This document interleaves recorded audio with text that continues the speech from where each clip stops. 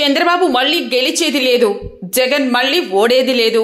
ఇప్పుడు చేస్తున్న వాటికి మూల్యం చెల్లించుకోక తప్పదని హిందూపురం మాజీ ఎంపీ గోరంట్ల మాధవ్ హెచ్చరించారు.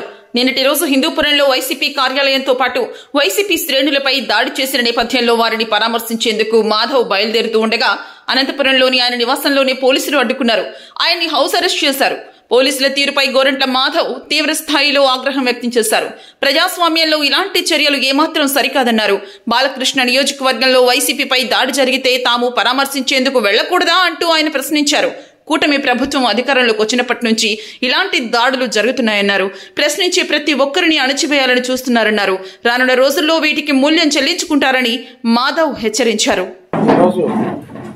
ప్రజాస్వామ్యాన్ని ఖూనీ చేసే విధంగా హిందూపురంలో వైఎస్ఆర్ కాంగ్రెస్ పార్టీ ఆఫీసును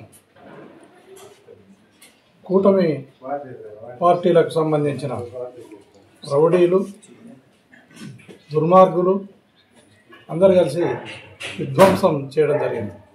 విధ్వంసం చేయడమే కాకుండా అక్కడ ఉన్న మనుషులను కూడా, పార్టీ లీడర్లను, కార్యకర్తలను కూడా హత్యా ప్రయత్నం చేయడం జరిగింది.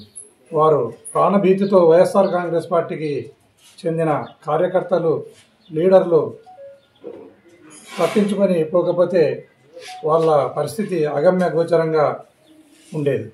అంతటి తీవ్రమైన నేరానికి పాల్పడిన కూటమి పార్టీల రౌడీ మూకలను ఇంతవరకు పోలీస్ వ్యవస్థ అరెస్టు చేయలేదంటే ప్రభుత్వం ఏ రకంగా ఆ రౌడీలను వెనుకేసుకుని వస్తుందో మనం ఒకసారి గమనించవచ్చు. కేవలం హిందూపురం గత 40 సంవత్సరాల నుంచి అభివృద్ధికి నోచుకోలేదు. అభివృద్ధి అనేది ఏమాత్రము జరగలేదు.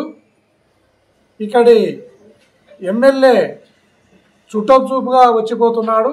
ఎప్పుడు ఆయన హైదరాబాదును కేంద్రంగా చేసుకుని హిందూపురాన్ని పరిపాలన చేస్తున్నాడు అని విమర్శించినందుకు ఆ ఆఫీస్ మీద పడి విధ్వంసం సృష్టించడం అనేది యావత్తు రాష్ట్రాన్ని దిగ్భ్రాంతికి గురి చేసిన ఘటన.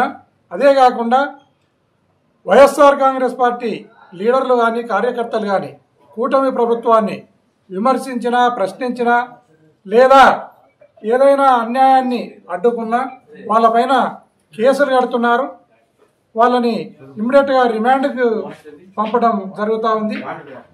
దీన్ని దయచేసి పోలీస్ వ్యవస్థ నిష్పక్షపాతంగా వ్యవహరించాలని కోరుతున్నాను. ఖచ్చితంగా నెక్స్ట్ చంద్రబాబు నాయుడు గెలిచేది లేదు, జగన్మోహన్ రెడ్డి ఓడేది లేదు. దీన్ని పోలీస్ వ్యవస్థ గమనించాలి, గుర్తించాలని కూడా నేను ఈ సందర్భంగా పోలీస్ వారికి విజ్ఞప్తి చేస్తున్నాను. అదే కాకుండా ఈరోజు అక్కడ విధ్వంసం జరిగిన ప్రాంతాన్ని పరిశీలించడానికి లేదా ఆ బాధితులకు ధైర్యం చెప్పడానికి జిల్లా నుంచి లీడర్లు పోతా ఉంటే లీడర్లను కూడా ఎక్కడికక్కడ నిలబెట్టి ఎక్కడికెక్కడ హౌస్ అరెస్టులను చేసి పూర్తి వైఎస్ఆర్ కాంగ్రెస్ పార్టీ లీడర్ల హక్కులను కాలరాస్తున్నారు. వైఎస్ఆర్ కాంగ్రెస్ పార్టీని ఎంతో నిర్బంధిస్తున్నారు.